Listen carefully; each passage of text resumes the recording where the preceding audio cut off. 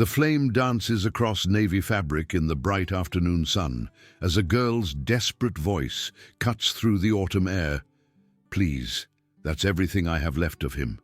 But the boy holding the lighter only smirks, watching the fire consume what cannot be replaced. This is the moment everything changes. This is where privilege meets honor, where cruelty confronts courage, and where one protected secret explodes into a truth no one expected. But we're getting ahead of ourselves. Let me take you back 2 months, to when this all began. Silvermere Academy rises from the Massachusetts countryside like something out of a dream or a nightmare, depending on your tax bracket. The stone buildings wear their century of history like a badge, while perfectly manicured grounds whisper of old money and older traditions. Monthly tuition here costs what some families earn in a year, and the parking lot reads like a luxury car catalogue. September sunshine filters through ancient oak trees as students settle into their afternoon study period. Designer backpacks rest against wrought iron chairs. Expensive watches catch the light. Conversations drift between vacation homes and weekend plans that involve yachts. In a quiet corner, 17-year-old Aria Montgomery sits alone with her chemistry textbook. Her brown hair falls in natural waves, catching gold in the sunlight. Green eyes focus intently on molecular structures. She possesses an understated beauty that requires no effort, no makeup, no performance. But there's something else about her, something in the way she holds herself with military precision, the way her fingers unconsciously trace a small patch on her weathered backpack whenever tension creeps into her shoulders. 30 feet away, Blake Ashford watches her with growing fascination. 18 years old, lacrosse captain, heir to Ashford Industries' defense manufacturing empire.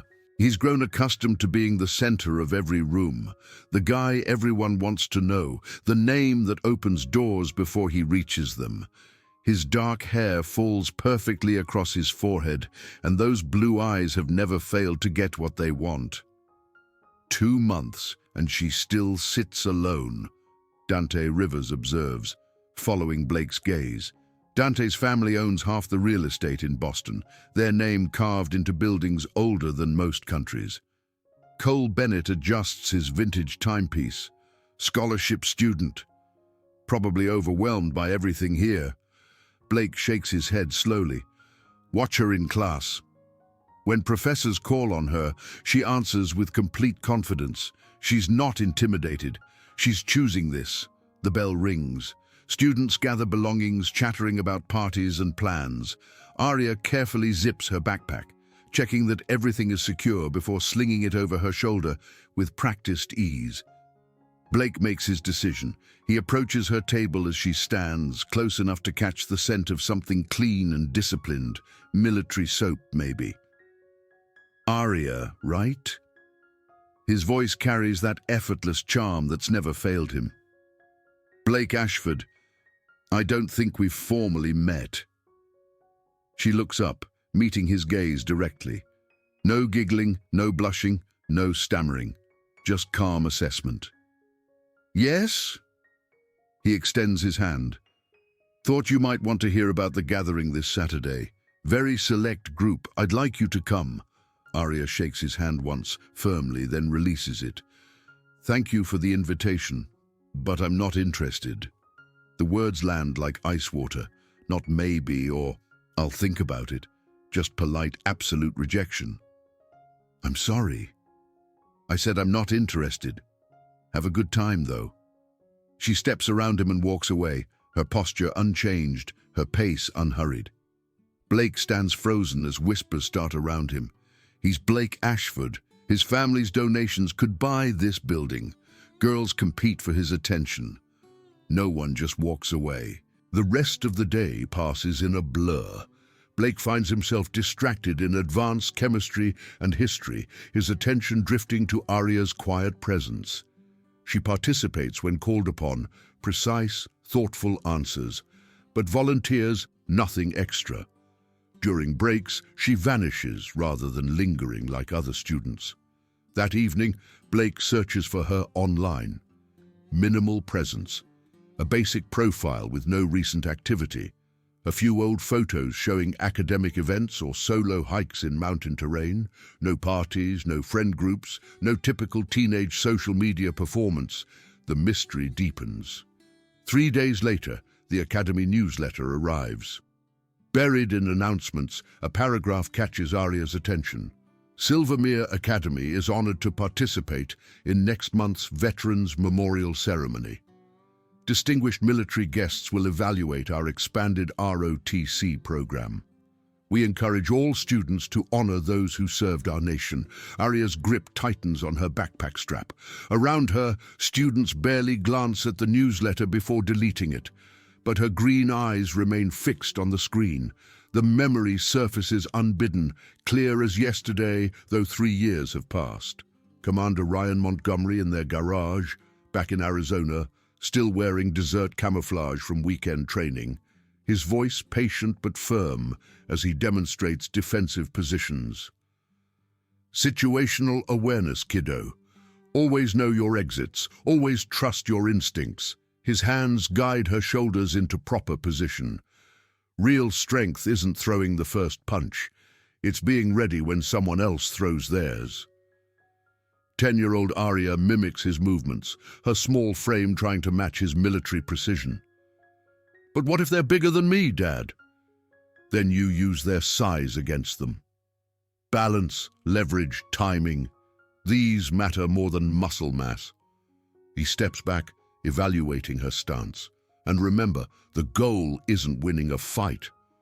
It's creating distance so you can escape and get help. The memory fades. Arya sits alone in the present courtyard.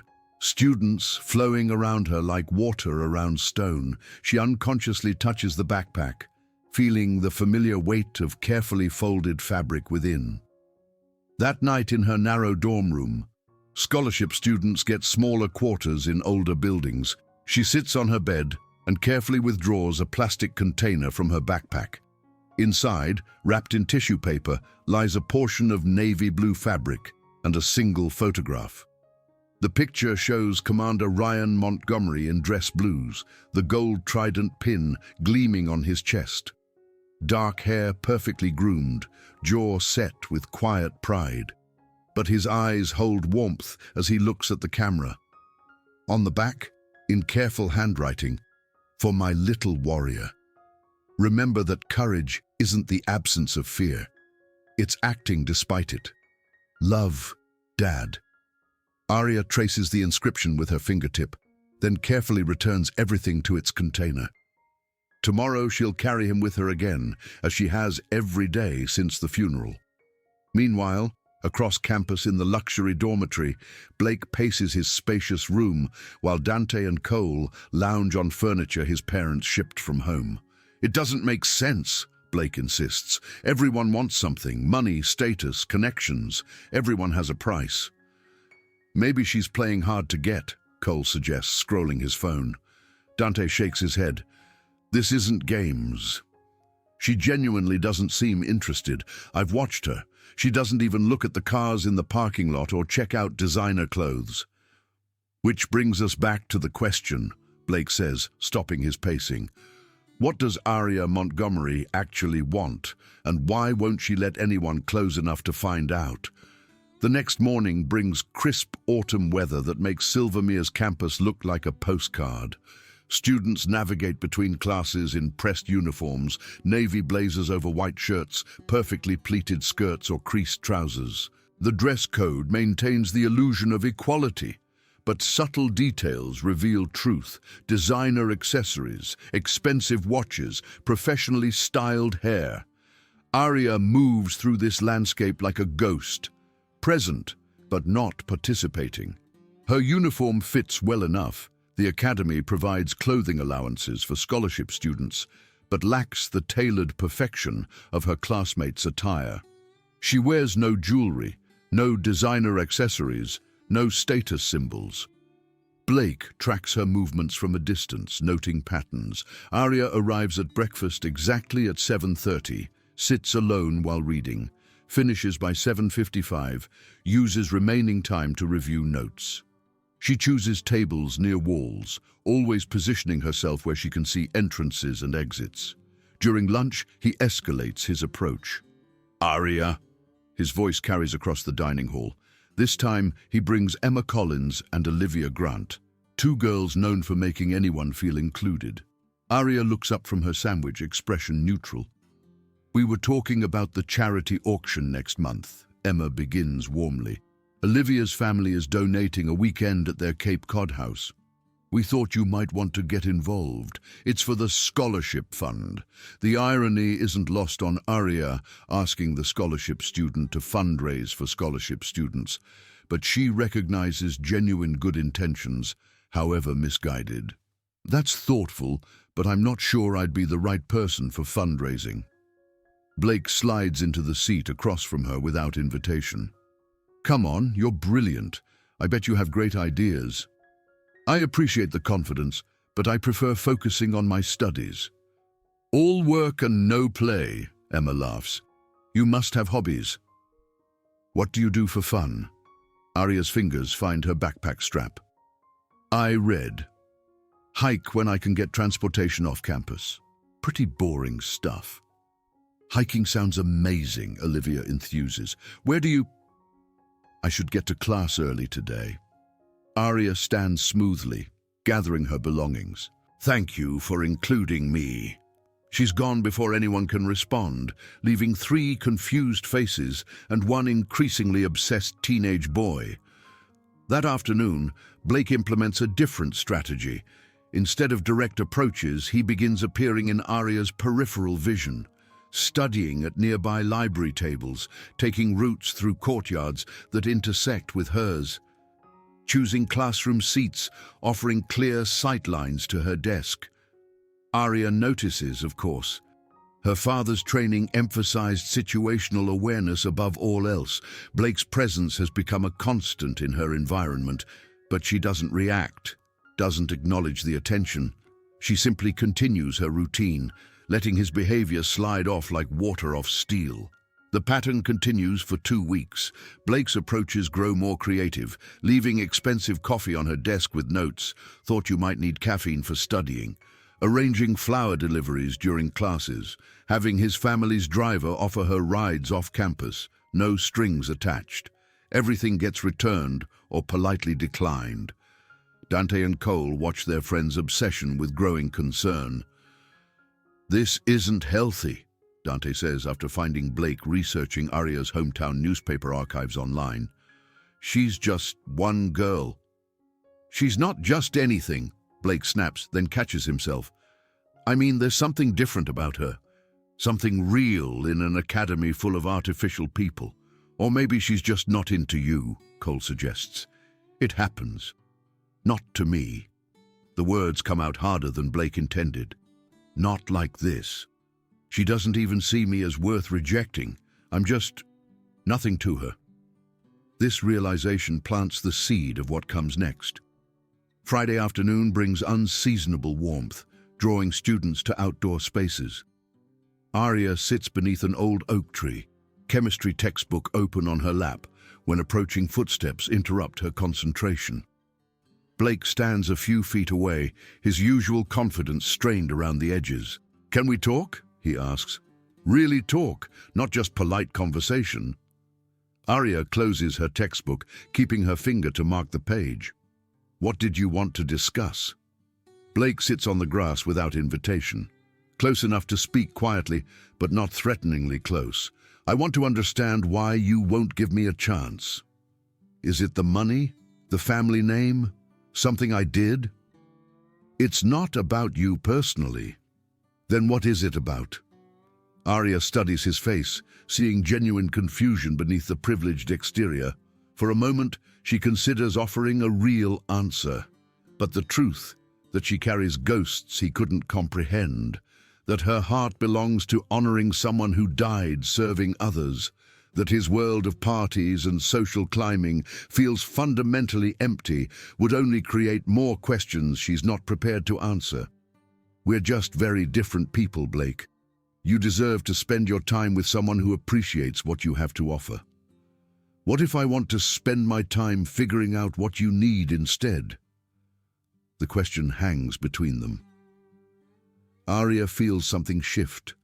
Not attraction, but recognition of his sincerity. Under different circumstances, maybe they could have found common ground, but this isn't that life. I need you to stop, she says gently but firmly. The gifts, the attention, the constant presence. I'm not playing hard to get. I'm asking you to respect my boundaries and leave me alone. Blake's face hardens. Everyone wants something, Arya. Everyone has a price or a weakness or a way in. You're not different from the rest of us. You're just better at hiding it. Arya stands, gathering her belongings. Maybe that's what you need to believe. As she walks away, Blake calls after her. I'm going to figure you out, Arya Montgomery. Whatever you're hiding, whatever makes you think you're better than everyone else, I'm going to find it. Arya doesn't turn around, doesn't acknowledge the threat in his voice. But her hand instinctively tightens on her backpack strap, protecting the precious contents within.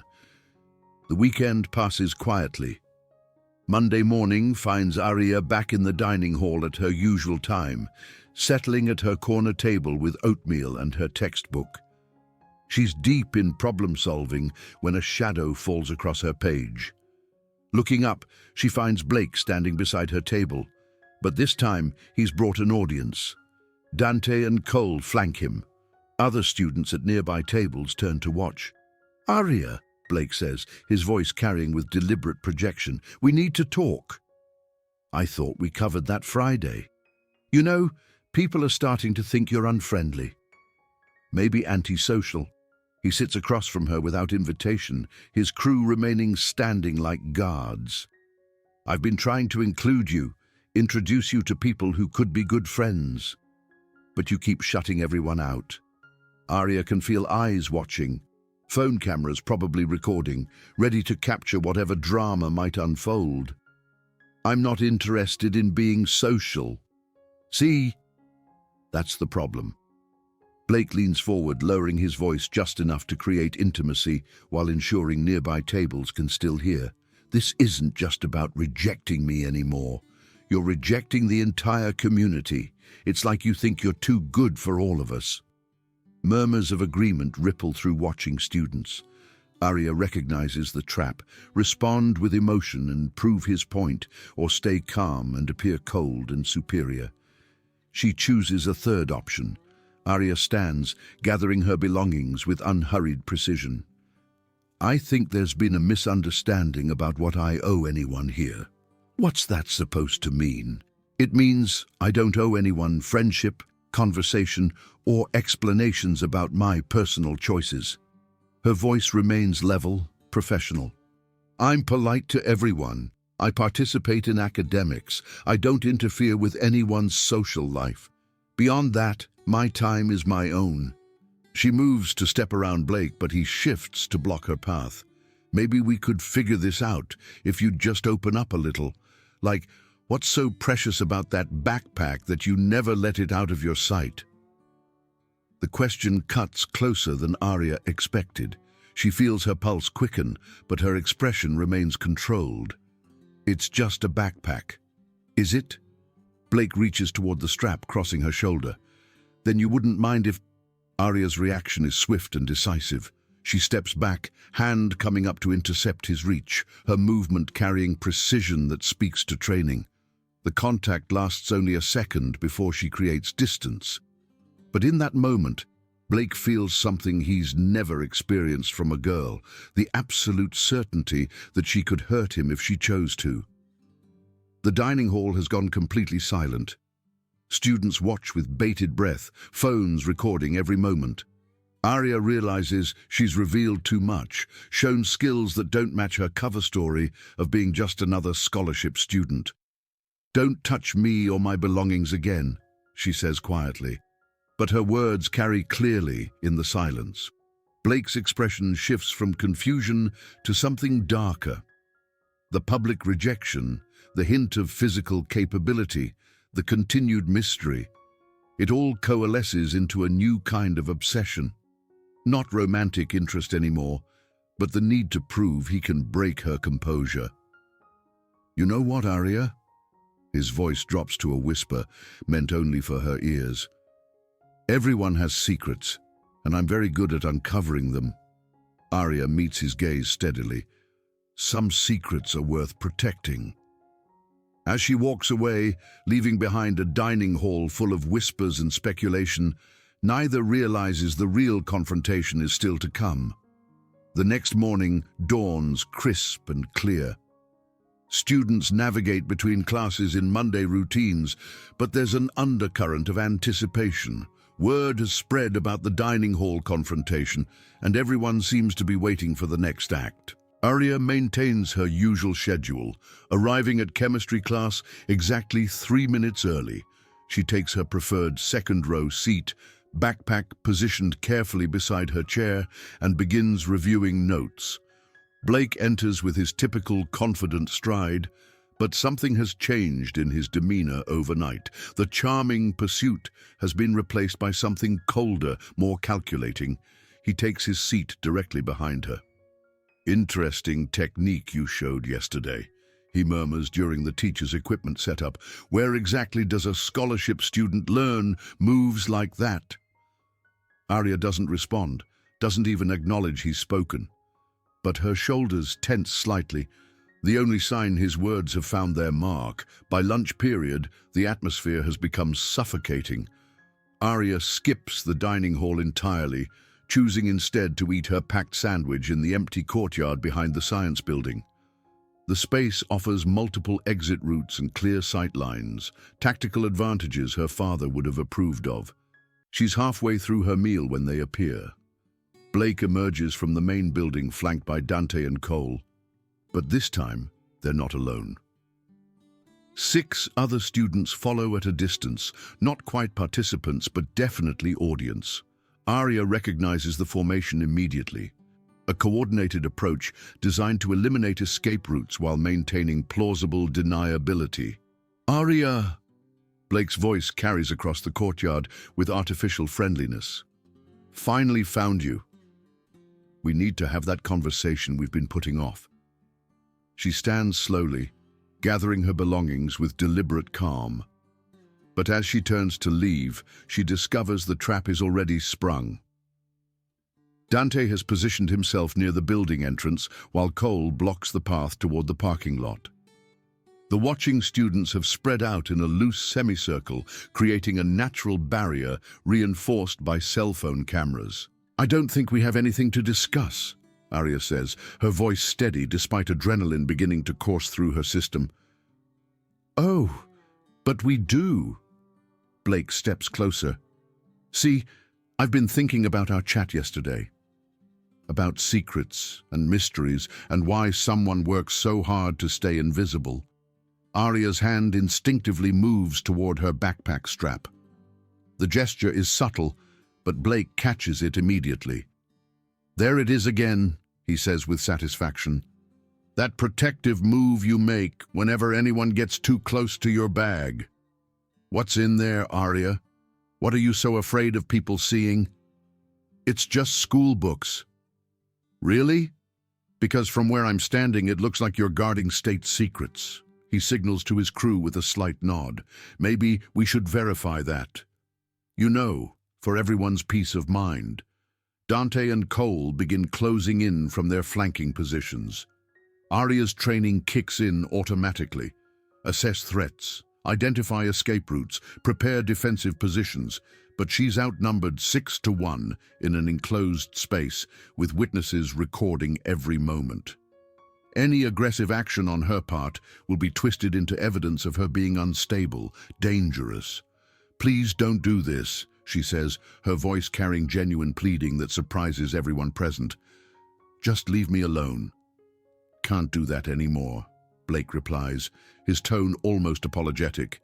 You've become a mystery that needs solving, and I always solve my puzzles. The attack comes with precision. Dante moves first, grabbing for the backpack strap, while Cole steps in to block Arya's defensive response. She twists away from Dante's reach, her movement fluid and controlled. But Blake anticipated this. He's already moving to her opposite side, hands reaching for the bag's main compartment. Arya's training takes over completely. She drops into a defensive crouch, center of gravity lowered, hands coming up in protective positions her father drilled into muscle memory. For one moment, she's not a 17-year-old girl in a school uniform. She's a warrior's daughter, ready to fight, but the numbers are overwhelming.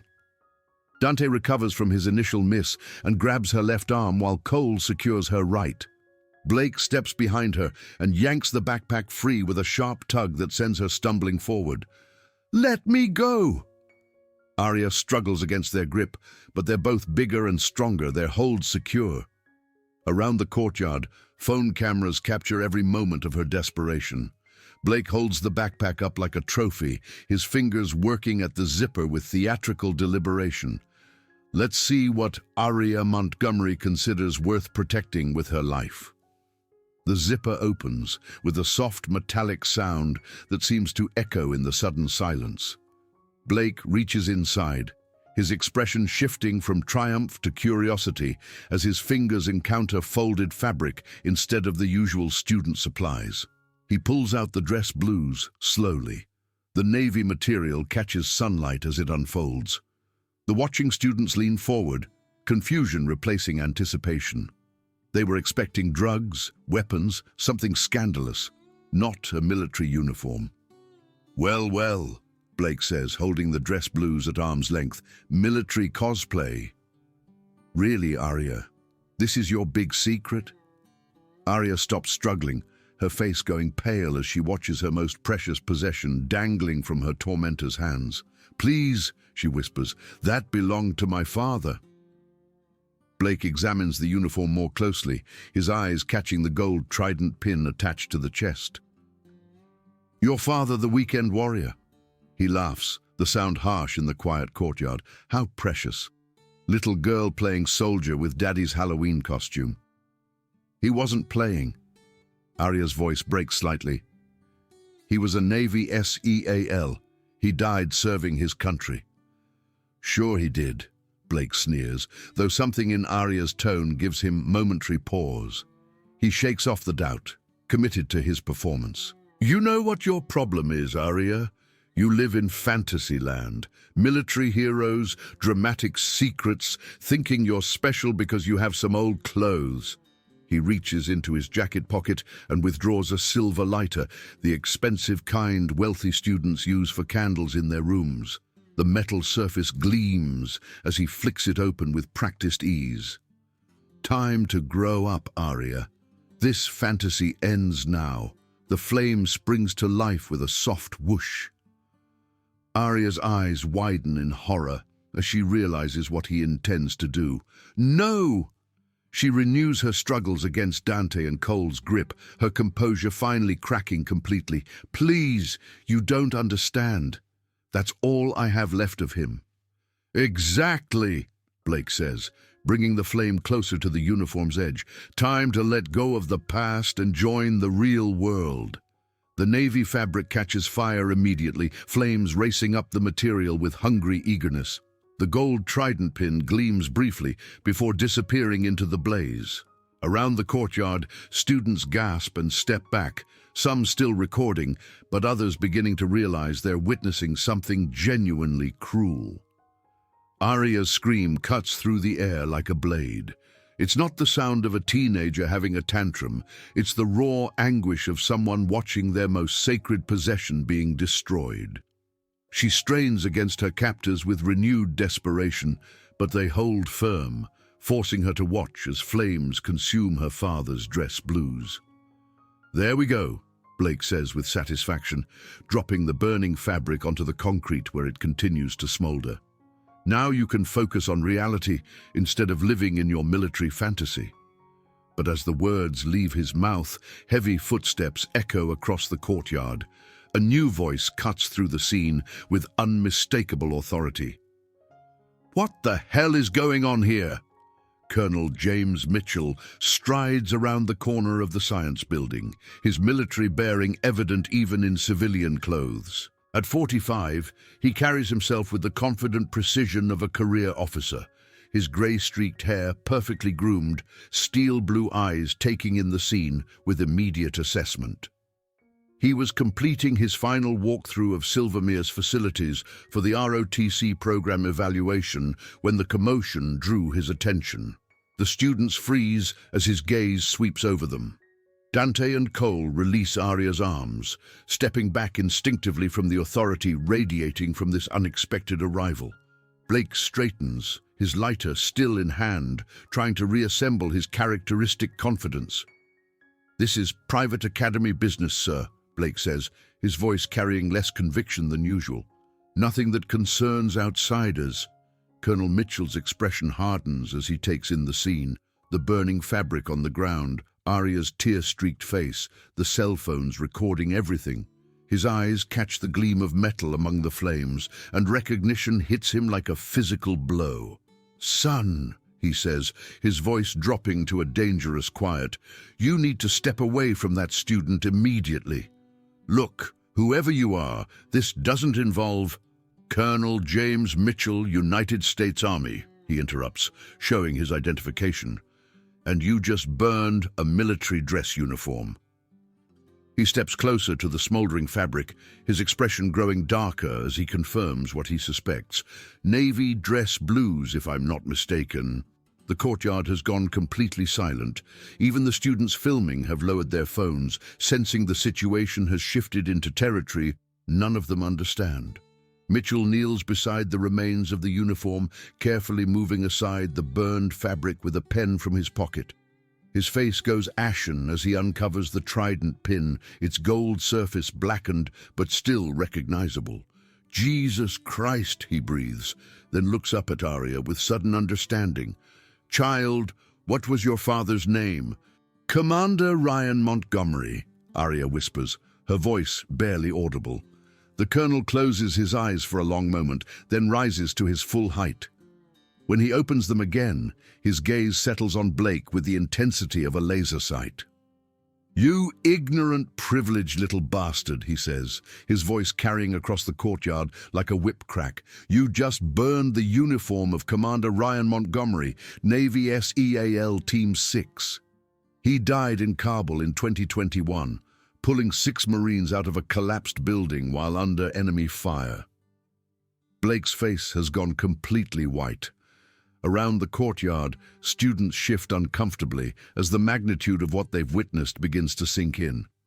Mitchell continues, his voice growing stronger with each word. "Ryan Montgomery was my teammate, my brother in arms.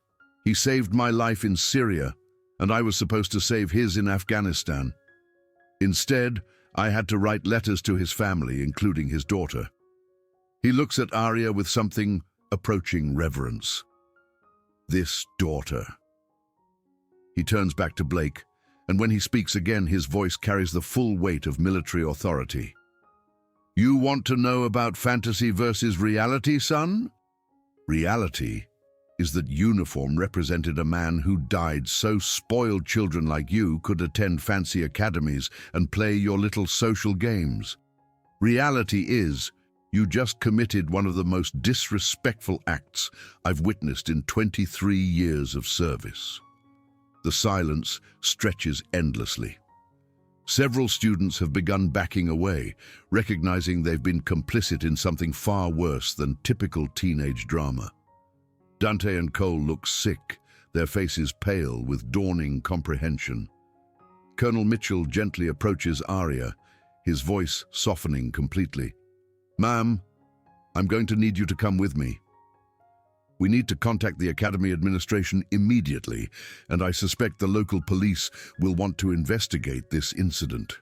Aria nods mutely, still staring at the smoldering remains of her father's uniform.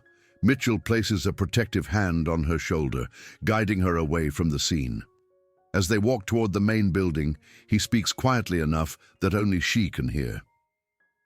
Your father wrote about you in his last letter to our unit. Said you had the heart of a warrior, but chose your battles carefully. He'd be proud of how you conducted yourself today. Behind them, the courtyard erupts in urgent whispers and frantic phone calls as students realize they've just witnessed something that will have consequences far beyond typical academy discipline. By evening, the story has exploded across social media, but not in the way Blake anticipated. The videos, originally intended to capture Arya's humiliation, instead show a wealthy student burning a fallen hero's uniform while the veteran's daughter begs him to stop.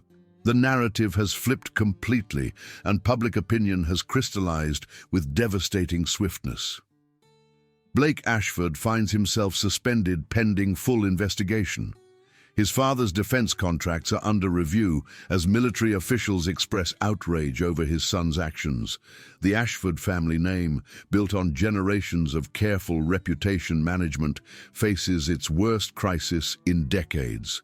Dante and Cole face expulsion hearings, their own families scrambling to contain damage to their social standing. The other students who participated by recording and encouraging the incident discover that being accessories to the desecration of military honors carries consequences they never imagined. But Arya pays a price too. The privacy she treasured is gone forever, replaced by unwanted attention from media, military organizations, and strangers who want to honor her father's sacrifice. She wanted to mourn quietly, to carry his memory in secret. Instead, she's become a symbol thrust into a spotlight she never sought. 3 days later, Colonel Mitchell finds her sitting alone in the Academy's memorial garden, a small space dedicated to alumni who died in military service. Her father's name has been hastily added to the wall, though she knows the administration's gesture comes more from fear of bad publicity than genuine respect. "I brought you something," Mitchell says, settling onto the bench beside her. He hands her a small wooden box, military issue, with brass corners and a secure latch. Arya opens it carefully. Inside, nestled in black velvet, lies a Purple Heart medal alongside a folded American flag and several photographs she's never seen before. Her father in desert camouflage, arm around Mitchell's shoulders, both men grinning despite the harsh backdrop behind them. Her father training with his SEAL team, rappelling from a helicopter with equipment she recognizes from his stories, but has never seen him actually use. Her father reading a letter, probably one of hers, in what looks like a forward operating base, his expression soft with the tenderness she remembers from their quiet moments together. But there's another photograph that stops her breath completely. Her father kneeling beside a young Afghan girl, maybe 8 years old, offering her a medical kit while other children gather around. His face shows the gentle patience he used when teaching Arya first aid techniques in their garage. The girl in the photo could be her, could be anyone's daughter, and suddenly Arya understands something fundamental about why her father chose the path he did. "He sent that one home about 2 months before he died," Mitchell says, noticing where her attention has focused. "Said it reminded him why the mission mattered. Not the politics or strategy, but the kids who deserved a chance to grow up safe." Mitchell reaches into his jacket and withdraws a letter, its envelope worn from handling. "This was meant for you specifically. Ryan wrote it during his last deployment, asked me to deliver it when you turned 18, but given what happened this week." He pauses, weighing his words. "I think he'd want you to have it now." Arya's hands shake slightly as she accepts the letter. Her name is written across the front in her father's familiar handwriting, but underneath, in smaller script, are the words, "When you're ready to understand what courage really means." "He knew," Mitchell continues quietly. "Somehow your father knew you'd face a moment where you'd have to choose between staying hidden and stepping into the light. He talked about it during our last conversation before that final mission. Said you had his tactical mind but your mother's heart, and that combination would either keep you safe in the shadows or make you unstoppable when you finally decided to fight. Mitchell gestures to the box's contents. These belong to Ryan. He asked me to give them to his family if anything happened to him. I've been carrying them for 3 years, waiting for the right moment. He pauses, studying her face. Your father also set up a scholarship fund through our Veterans Foundation. Full ride to any college you choose, as long as you maintain your grades and demonstrate the character he believed you possessed. He did all this while deployed? During every leave, every video call home, every letter he sent. Your father was a SEAL, Arya. Planning for contingencies wasn't just his job, it was how he showed love. Mitchell's voice grows softer. He told me once that raising you was his most important mission. Everything else was just practice. Arya traces her finger along the Purple Heart's ribbon, her vision blurring with unshed tears. The medal feels heavier than she expected, weighted with sacrifice she's only beginning to comprehend. I just wanted to remember him quietly. I understand, Mitchell says, reaching over to squeeze her shoulder with gentle firmness. But sometimes the world needs to remember our heroes too. Your father's story, and yours, reminds people that freedom isn't free, and that some things are worth protecting. He stands, preparing to leave her alone with these new revelations, but turns back one final time. Ryan made me promise something else. He said if you ever felt lost or overwhelmed by carrying his legacy, I should remind you that heroes aren't born. They're ordinary people who choose to do extraordinary things when the moment demands it. What you did this week, standing up to those kids while protecting his memory, that was your moment. And you passed with honors. As the sun sets over Silvermere's campus, Arya sits in contemplation, holding pieces of her father's legacy while grappling with her own unwanted prominence. The uniform might be gone, but his memory and the values he instilled in her remain intact. The battle for privacy is lost. But perhaps, she thinks, there are more important wars to fight. Her father taught her that real strength comes from protecting others, not hiding from the world. Maybe it's time to honor that lesson, even if it means stepping into a light she never wanted. The story of Arya Montgomery and her father's sacrifice will continue to ripple outward, touching lives and changing perspectives in ways none of them could have anticipated. Some mysteries, once revealed, become legends that inspire others to find their own courage in the face of adversity.